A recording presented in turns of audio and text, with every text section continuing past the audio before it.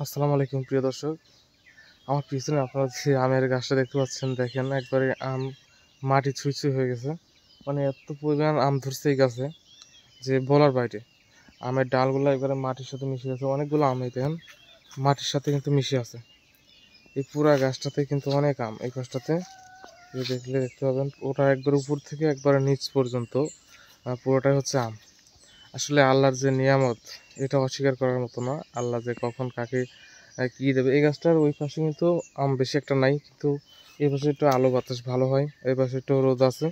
আর সেই কারণে মূলত এখানে একটু মানে আমের ভালোই দেখা যাচ্ছে। এই কারণে বলতেছি যে ওই পাশে যতটুকু হইতো আর এই পাশে একসাথে মানে একটা গাছে অ্যাভারেজ হিসাব করতে গেলে মাশাআল্লাহ অনেক ভালো হয়েছে। সো আল্লাহর নিয়ামত অস্বীকার করার মতো নয়। আল্লাহর রিজিক যে কার কীভাবে দিবে কেউ বলতে পারে না। সো দেখেন কত সুন্দর আম গাছ। এটা হচ্ছে আমাদের বাড়ির পাশে একবারে। আর এদিকে যে আম গাছগুলো আছে এগুলোতে আম অনেক বড় বড় হয়েছে, বাট এত বেশি হয় নাই। আর লিচু তো এবছর একবারে নাই বললে চলে। এই যে পিছনে যে ঘাসটা দেখছেন, এটা হচ্ছে লিচু গাছ। এটাতে কিন্তু একেবারে লিচু নাই, মানে এবছর লিচু একবারে হয় নাই। প্রত্যেকটা গাছেরই একই অবস্থা।